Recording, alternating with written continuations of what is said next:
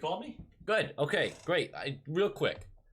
Bruins Nation is having an issue here, and I don't need your help, but I would like to know why we should root for you in the finals. All right. We got Carey Price. No. They have Stamkos. That evens out. Yeah, I guess. Tampa might win next year. You'd hate to see a three-peat. We're going to beat Tampa next year. Not worried about it. Okay. It would renew our rivalry to a point we haven't seen in at least a decade. That's actually a good point. Hey now, overheard your conversation. Just wanted to remind you, fuck the Habs. Fuck the Habs! Sorry. It's instinctual. You've made a really good point. Fuck the Habs. Fuck the Habs! Low quality fans of our high quality Bruins team, welcome back. It is time to expand. That's right, you and I, we're gonna expand together. We're gonna expand like the ever-expanding universe. We're gonna expand like a child's mind the first time they watch Bill Nye the Science Guy. We're going to expand like I did the first time I saw Angelina Jolie in the 1995 film Hackers. Like, comment, subscribe for more boner jokes. July 21st, set the date. That is the expansion draft for the Seattle Kraken. I know we're all lifelong fans of the Kraken. I am, you are, we're in love with the team already and we don't even know who's playing for it. I am the excited for this team, and you should be too, because it's not going to be Vegas. In all seriousness, in this video, I want to go over the expansion rules for anybody who may not know them, and I want to go over exactly who Seattle's going to take, because to me, there's only one real option. Obviously, this is way too early of a take, right? Because we haven't released our protection lines yet. I'm just telling you who we're going to protect because I know this. Because again, I say this all the time. Never been wrong. Yeah, on this channel. Never been wrong about anything that I can think of, at least. But let's break down some basics of how this is going to work. It's actually identical, more or less, to the Vegas expansion draft. Now, before we get anywhere, there's been a lot of people referring to this as Seattle robbing the league of their best players. That's not the way this works. Everyone likes to use these very exaggerated adjectives when talking about the way the expansion draft's gonna go down, because the way Vegas came out, fucking hot. But here's the thing. Vegas was not gifted a great team. They had the most favorable of expansion draft options that we've seen in the league. Just ask the 74 Washington Capitals. But when they selected their team, we thought they were dog shit. What happened with Vegas is they got an all-star goalie, and we all knew that with Marc-Andre Fleury. When he's a great regular season goalie, we weren't so sure if he could do it in the playoffs. So they got Marc-Andre Fleury, the flower. Nice Vezina win, by the way, boy. Oh, good for you. They get Fleury. But you looked at the rest of their roster, and you kind of went, oh, there's a decent guy there, but holy shit, this team's gonna suck. But they had a very specific image in mind, which was they went for players that were under 25 years old. They weaponized their cap space to maybe grab a player that they liked, that the team they were taking him from liked, but were not able to afford. But for the most part, they went for speed and size and hoped the rest of it worked out. They took guys from the bottom 6 of teams, sometimes undervalued, and they were asked to take this player and given a draft pick on top of it so that they would take this player. And then that player ends up to be William Karlsson. That's right, William Karlsson was traded with a first round, second round, and David Clarkson, who is currently injured, for them to select him. Vegas struck gold on a couple of their swings, and they took undervalued players that they saw a bright spot in. They were gifted nothing. And it turned into a great team that hasn't won a cup yet, so scrubs, but a great team. Now, Seattle has the same opportunity, but you have to remember that Vegas is an outlier here. I suspect this team will be middling and won't make the playoffs. I really don't think they're going to be great, but there are some decent options out there. I'm not breaking down every selection the Kraken are going to make, but I am going to tell you who they're grabbing from the Bruins and why. Here's the way it works. One player from each team must be selected by the Kraken, excluding Vegas, because Vegas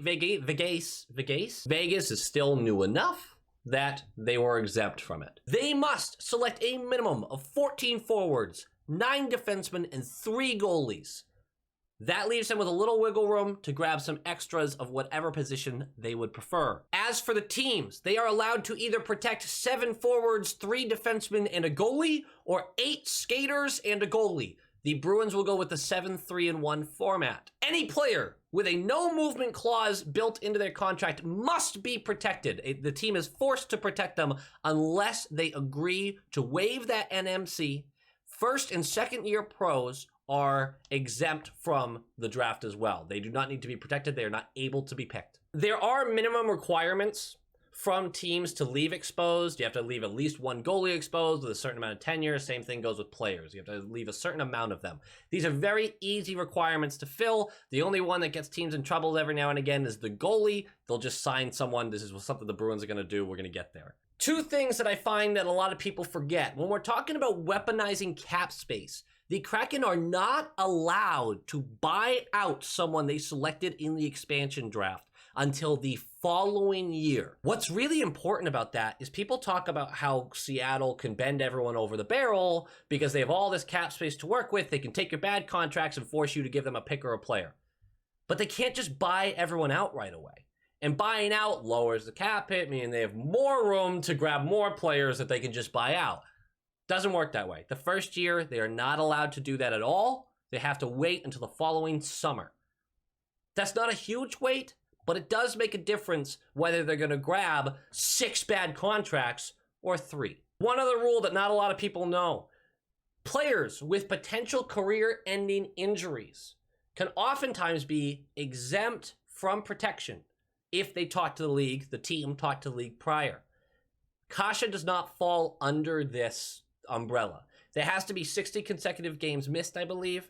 Kase did come back right before the playoffs, attempted to play, obviously re-injured, obviously didn't get to play after that, but no one has looked at his injury as career-ending. I think it has that potential. It's not going to work that way out. We still have to protect Kase if we decide to. Spoiler alert, we're not going to. So what does the Bruins protected list look like? Well, first of all, you got to go over who we don't need to protect. The UFAs, unrestricted free agents. These players do not actually belong to the team after the expansion draft. They get to test free agency if they like.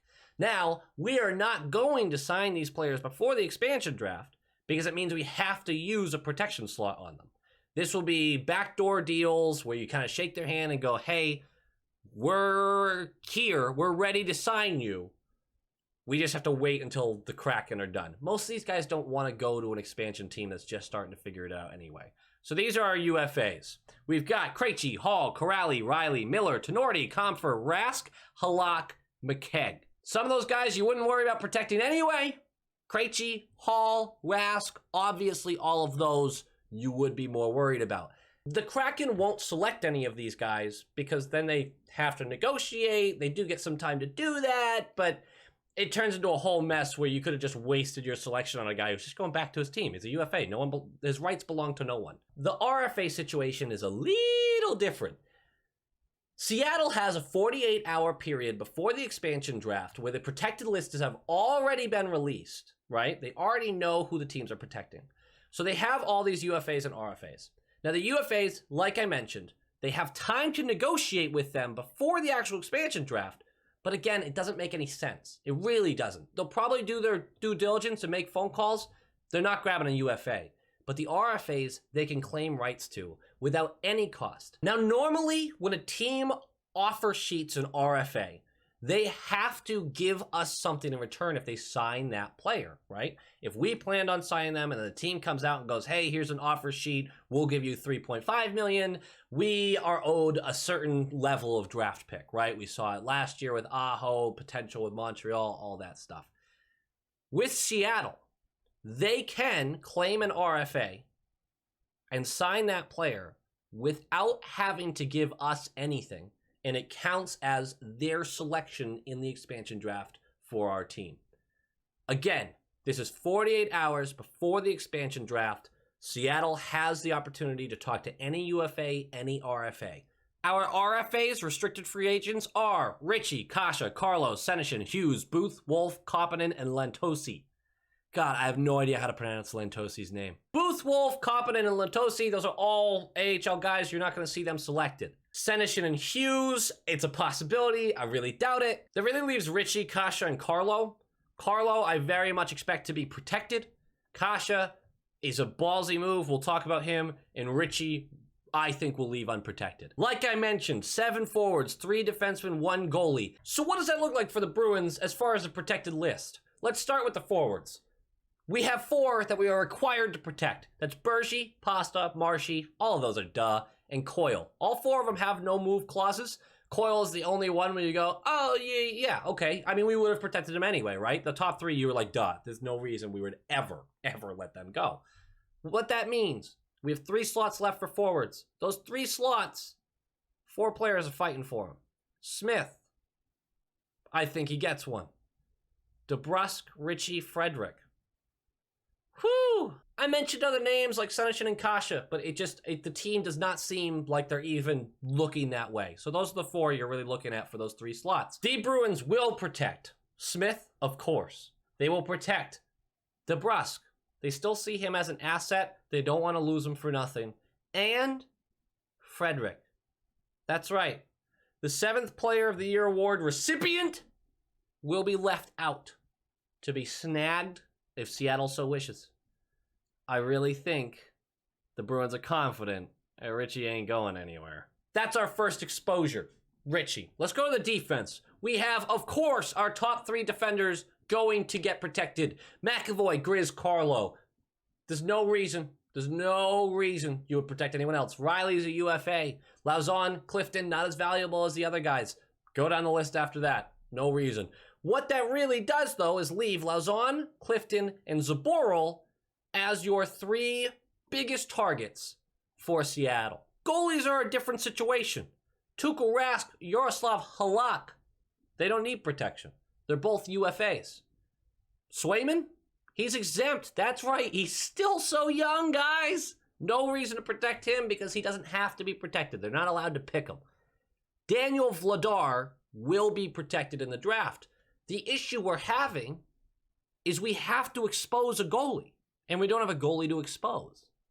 We will, before the expansion draft, sign a veteran. Whether it is a veteran we plan to use or not, he will be exposed. This leaves Seattle with a few different options. They have Ritchie or Kase as their forwards that they could realistically snag.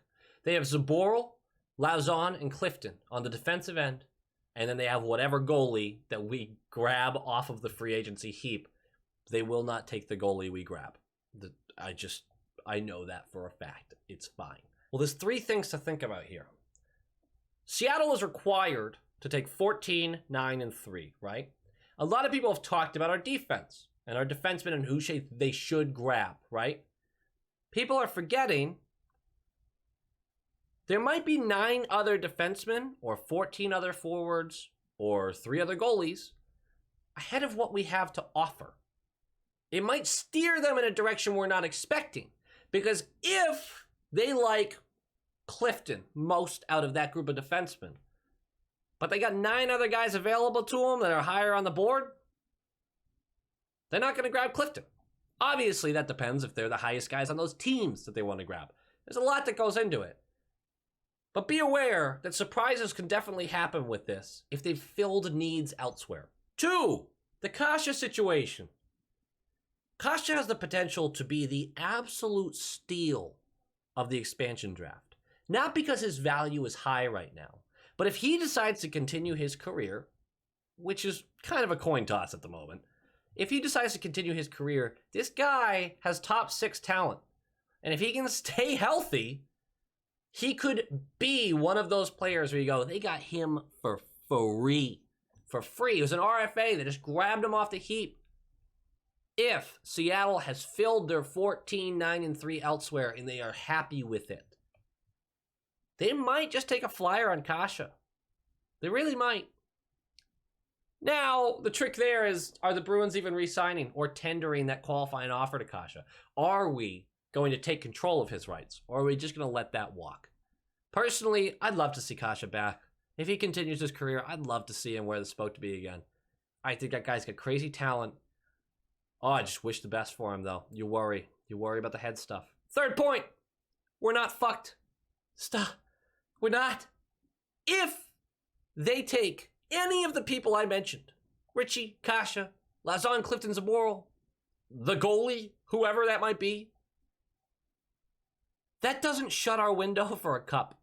If you think losing Clifton means we no longer can win a Stanley Cup, I don't know what to tell you, man, because you're wrong. So let's go into this with excitement. You know you're going to be a little bummed by who they take. You know you're going to miss seeing that guy on your team. Probably. This doesn't close anyone's window. And this team's going to the West, so even if they draft a team where you go, holy crap, they look good, are we really that worried about it? It's the moment you've all been waiting for. The Seattle Kraken expansion draft selection from the Boston Bruins. Lauzon. They will not select Kase because the history with the injuries and the opportunity that he's available as a free agent are too high. They will not take Clifton because although he played lights out in the playoffs, he was really streaky in the regular season. They will not take Zaboral because although he has the highest ceiling out of Lauzon and Clifton and him, he still has the potential as the biggest bust of all three.